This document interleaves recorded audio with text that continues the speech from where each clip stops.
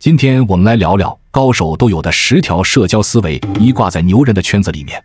我们是谁并不重要，关键是我们和谁在一起。要尽一切可能和那些牛人、有钱人待在一起，否则你就会被平庸的人、穷人同化，这是真理。如果你不能接触到优秀的圈子、牛人、优秀的思想，那你就像生活在另一个世界，所有的事情都会发生变化。想要往上走，就要尽可能多的接触优秀的圈子、牛人、优秀的思想。那些总是打击你的人，赶快让他们从你眼前消失。生活太宝贵了，别和没用的人待在一起，他们自己没本事，还想让你和他们保持同步。同样，别浪费时间搞定傻瓜，也别和傻瓜沟通，或者去读书赚钱。聪明人做事是有目的的，傻瓜则是游离的，他们经常做无意义的事情。傻瓜就是那些自以为从来没有上过当的人，就是那些敢对别人大声说我从来都没上过当的人，因为这样的人一定是穷人。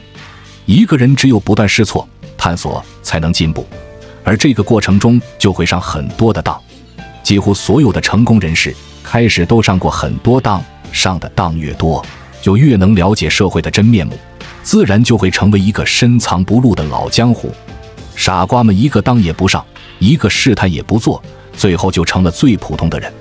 没有刀疤的将军只存在于书本，相信神话的都是傻子。所有的牛人都是平凡人，都是经过一次次的挑战和困难才达到现在的地位。每一个强者都是要承担很多的，弱者是不用承担的。知识和智慧不是用钱就能买到的，就像你花10万块买个软件，但如果你的电脑是486，那个价值10万块的软件也是无法安装使用的。每个人都是自己社会网络的囚徒，切换网络往往比个人努力还要重要。优秀的圈子都是老大，你听到的、说的都是正能量、有用的信息。投资自己的大脑，财富自然就会自由。人的圈子比什么都重要。优秀的圈子里有很多人收入很高，你进入这个圈子，你赚不到钱，自己都会觉得不好意思，自然就会努力。很多人一生没出息，就是因为在一个没出息的圈子。人是环境的产物，要进入一个积极的圈子，接触的人才会越来越优秀。圈子的作用是提高自己的隐形财富，也能招到越来越优秀的人才。人越是赚钱，真正的朋友就越多；人越不赚钱，假朋友就越多。想要富起来很容易，如果有一个富人能指点你一下，你就能很快富起来。但这个世界上的富人不会无缘无故地指点任何一个穷人。二，交朋友就是互换资源。在现代社会，很多人都觉得挺孤单的，都想有个自己的交际圈子，但却不知道怎么做。来，我分享一下4个步骤，教你怎么打造你的朋友圈子。一，先来打扮一下吧。很多人都不太在意自己的形象，可你知道吗？形象就是你给别人的第一印象。大家都喜欢看美的东西，美其实很大程度上是打扮出来的。苹果的产品也是，大家喜欢就是因为它将商业美学和设计美学结合得很好。所以记得每天都要刮胡子、洗脸，有条件的话去做个美容、化个妆。无论你是男是女，只要你注意你的形象，你的形象就会提升不止一个档次。二，如果你有病，就要下决心治疗好。人的基因里面就有远离病人的习性。如果你有病，别人就可能不愿意和你交往。所以要锻炼身体，让自己更健康、更精神。人都喜欢和强者联合，所以如果你肌肉发达，就有人愿意和你交往，他们会觉得很有安全感。三，找出自己的特长。如果你想在某个圈子里混得好，你就要有一个特长，这样大家都会对你的特长感兴趣，有求于你，你才能成为朋友圈子里的一个中心。比如你在健身圈子里，你就要有一个特长，比如你跑步很厉害。如果你在营销圈子里，你就要对营销理论非常精通，或者有1、2个成功的营销案例。没有一技之长的人是很难成为圈子的中心的。这一步可能会比较难，但只要做到了，你的朋友就会越来越多。4，社会价值要高。交朋友本来就是社交行为，所以你必须要有很高的社会价值。社会价值其实就是你事业有成，或者说你有钱。有钱就代表有资源，别人和你交朋友就有好处了。其实交朋友就是互换资源，如果你没有别人想要的资源，不论是精神上还是物质上的，别人就不愿意和你交朋友。男女谈恋爱其实也是这样。总的来说，第一步和第二步是比较容易做到的，第三步和第四步需要时间的积累，也需要毅力。想要快速打造朋友圈的人，先把第一步和第二步做好，再去想第三步。等到第三步做好了，再去做第四步吧。在我们进一步探索之前，别忘了关注才知道并点击小铃铛，我们将继续揭示更多关于金钱的真相，祝你迅速实现财务自由。3、我们应该找哪种人做朋友？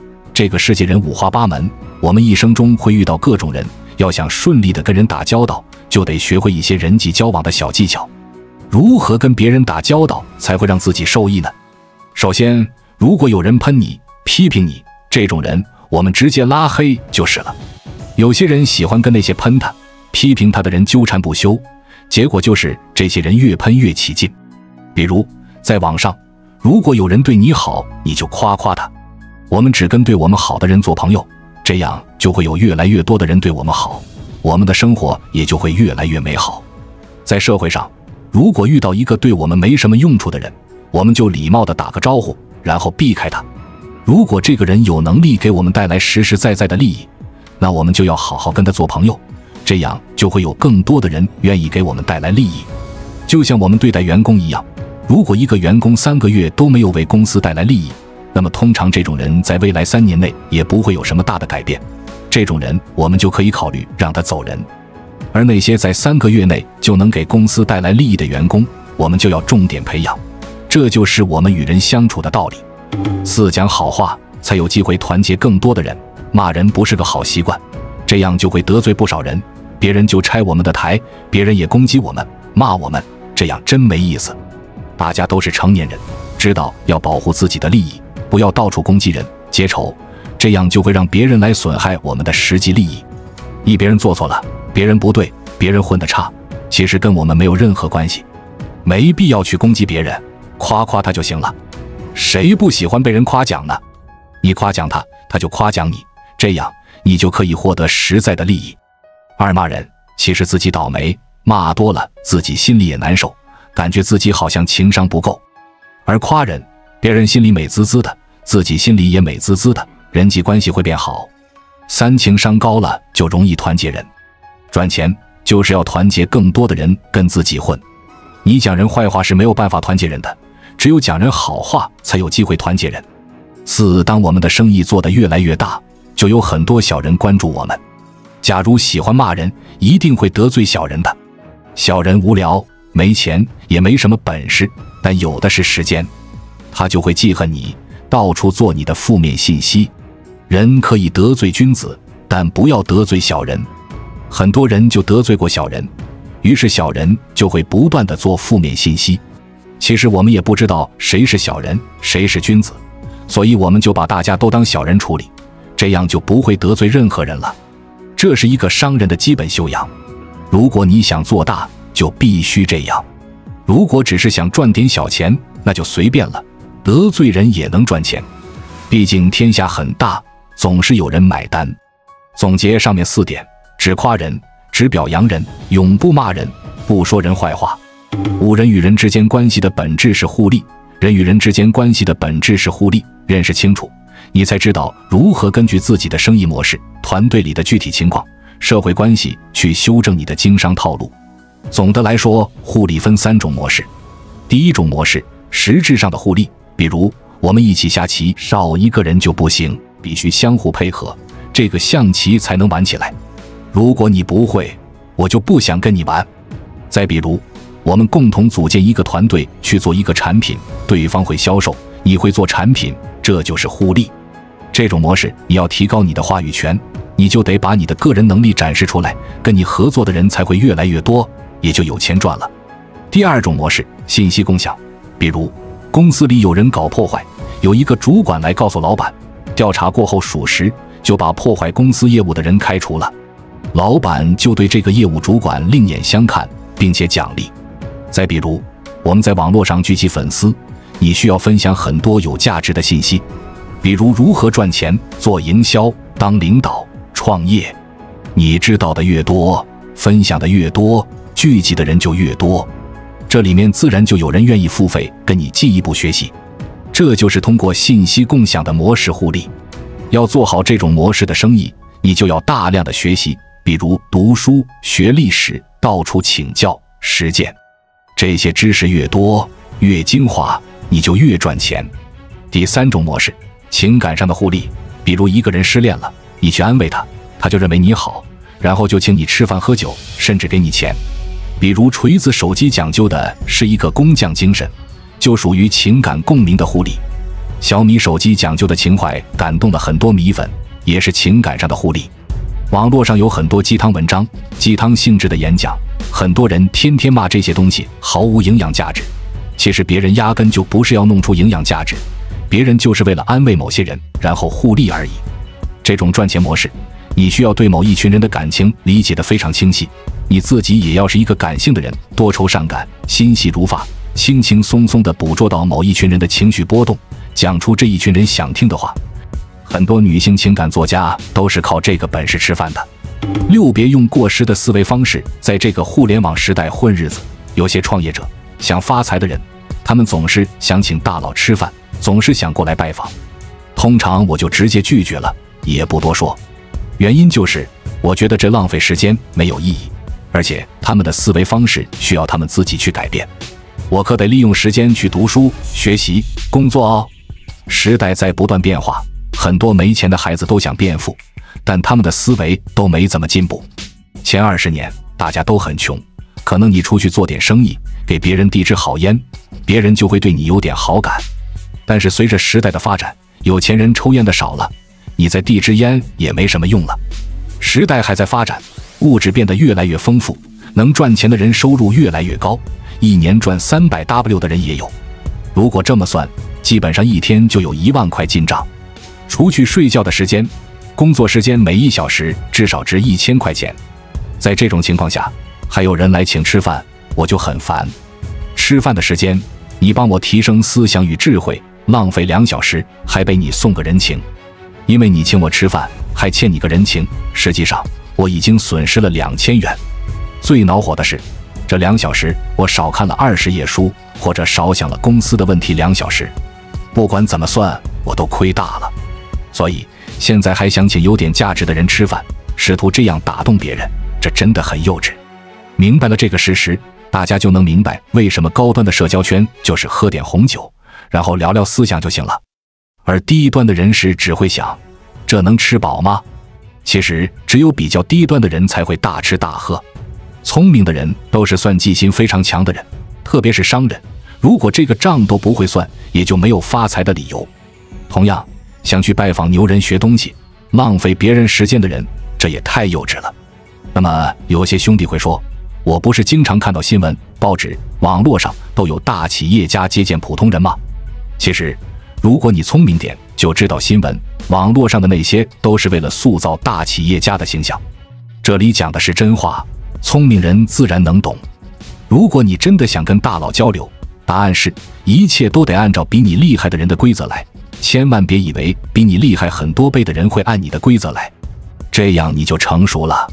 所以别用过时的思维方式在这个互联网时代混日子。7，如何跟比你厉害的人攀关系。人类的大脑不会轻易做出改变，所有的人类习惯中，无论是好习惯还是坏习惯，都会认为自己是合理的，是对的，并且会为自己的行为做正确的辩护。哪怕是错的离谱，他也会找理由证明自己是对的。这就是为什么很多买彩票的人，因为自己选了一个吉利的号码，就多下几注，而且你给他选一个号码，他可能不愿意下注或下的很少。事实上，他自己选的号码并不会增加他中奖的几率。人类的大脑有很多漏洞，但凡知道这些漏洞的人，如果稍微有点头脑，能应用到自己的经商活动中，不说发大财、赚到房子、车，还是蛮轻松的。当年本杰明·富兰克林还是非常一个默默无闻的小人物的时候，他想得到一个重要人物的垂青，就经常设法请那个人帮他一些无关紧要的小忙，顺手能做的小事，比如借一本书等。记住是请人帮忙，而不是送礼。傻不拉几的人喜欢送礼攀关系，喜欢送礼谈恋爱，简直是错得离谱。众生颠倒，意思就是说众生就是喜欢反对真理。牛人之所以是牛人，就是因为他跟普通人的想法做法不一样。请人帮忙是帮小忙，一点一点蚕食这个大人物的信任。这个大人物更加欣赏与信任本杰明·富兰克林了。原因是人的大脑要寻找到一致性，要认为自己是合理的。大人物只要选择帮富兰克林的小忙，这个大人物的大脑就会暗示富兰克林是值得信任与欣赏的。他的头脑会想，他是不会借一本书给一个不值得信任与不值得欣赏的人的，否则就承认自己蠢了。与创业当老板相关的，就是不断地训练员工帮自己做小事，员工就会欣赏你与信任你，主动把公司的事情做好。如果你经常请员工吃饭，经常送员工礼物，恭喜你，你喜欢上了你的员工，你的员工会骂你傻瓜，你会把公司经营得一塌糊涂。人累，心更累。8、如何跟大老板处理好人际关系。很多人都想跟大老板处理好人际关系，但很少有人总结如何才能跟大老板处理人际关系。现在总结6条牛人的经验，供大家参考。一、你自己必须是个老板。一般情况下，老板只喜欢跟老板聊天，老板连跟自己亲密的司机都不怎么说话的，所以想跟大老板处理好关系，你们最好是同类人。2、详细记录大老板都谈论些什么话题，比如大老板喜欢谈论管理，你就必须得知道几个管理大师，比如德鲁克。大老板喜欢谈论互联网，你就必须得了解互联网上面当红的一些名词，一些互联网人的发迹史，以及他们都在做什么。了解这些不是让你发言，而是在大老板谈论这些东西的时候，你能听得懂，然后稍微答应几句，不要让大老板感觉鸡对鸭讲。3、少说多听，见了大老板时刻提醒自己不要说话，多听。非要表达观点，就必须表达一个非常有道理的，你对这个道理有非常深刻认识的观点，你才讲，否则不说话。4、多赞美，多拍马屁，千穿万穿，马屁不穿，这是真理。任何人都会被好言好语俘获。5、永远不要打断大老板讲话，认真记下来，下次你们聊天的时候，你要主动提起上次聊天的话题。6、有什么好处，先让大老板拿。一个人之所以能做大老板，就是他懂得把好处给小弟。所以你千万别以为跟大老板相处你会亏，你就在你的能力范围内死劲买单就行了。大老板看在眼里，记在心里，只要他一想到回报你，你就连本带利都赚回来了。大家认真执行这6条经验，你就能跟大部分大老板相处愉快。9、情商的重要性，修炼自己情商最重要，主要谈4点。1、和人打交道主要靠情商，情商的重要性无需多言，因为我们做的每一件事都离不开和其他人协同，所以这种和其他人协同的社会能力是高于个人能力的。人类最根本、最重要的成功法则就是协同这2个字，没有这个，人类不可能战胜自然；没有这个，任何人也不可能成功。实际上，你看任何失败者，要说他们的能力多么不济，也不尽然。事实很可能是，成功者之所以成功，是关键时刻贵人拉了他一把；失败者之所以失败，是关键时刻别人踹了他一脚。2、但这种能力，情商，很难通过看书学习而习得，主要是因为和人接触交往多半是靠意识层的反应，大脑思维层次的速度多半是靠感觉，而不是靠理智的推理。人是瞬息万变的，在应对人的时候，你来不及思考。比如你设计好了一段对话，打算去说服一个员工，希望他的工作态度能认真一点，想得挺好的，但真的去执行的时候，他很可能不给你机会说话，也可能几句话就转移了话题，很快你的大脑就变成一片空白，全靠意识和本能的反应和他对话，结果完全没有达到你的预期。一切意识层的东西要提高，都只能通过大量的反复锻炼。次要原因是，很多事你亲身经历和了解明白是2码事。你吃一顿饭和看别人吃一顿饭有本质的区别，有实质性的不同，后者是怎么也看不饱的。情商需要意识层的作用，就要实在的增加你的大脑神经。神经生长主要是通过刺激，所以你真的去和人接触，与喜怒哀乐对大脑的刺激，只是听别人的故事接受到的刺激，这是差了很多级的。具体说，比如你真的遭遇到了背叛，何须把《笑傲江湖》看100遍？前者能让你多根弦，后者永远只是硬盘里的一个 text 文件。3情商高了，处事必然变得圆滑，因为情商高就能控制自己的情绪，这样会让你的个性不那么鲜明。比如一件事本来会让你很愤怒的，但你情商高了以后，你怒不起来，这样可能你处理任何事更理性，结果更好。但从长远和整体来看，你要是当时发怒了，你能出名，会有很多人记得你，性情中人，会得到很多认同，未必是坏事。你要是冷静处理了，会留给大家一个懦弱或心机太深的印象，未必是好事。情商高到一定程度，即便不生气也可以让自己生气，跟刘备动不动就能哭一样。但假的就是假的，明眼人看到的只是虚伪。4一个人要成功，你不需要大多数人支持你，因为关键人物只有那么几个，关键时刻也只有那么几个。李世民杀兄弟，逼父亲退位这件事，你假如做个投票，全民参与，结果不难预料。但他只需要尉迟恭、长孙无忌这几个人支持他就足够了。总之，人的成功主要靠情商高，要不断地去找机会锻炼自己的情商。识弱关系理论为什么要多交新朋友？多个朋友多条路的思考方式，在中国人的固有思维中由来已久。然而，更多的这条路有可能是由什么样的朋友给的呢？真正有用的关系，不是亲朋好友这种经常见面的强关系，而是弱关系。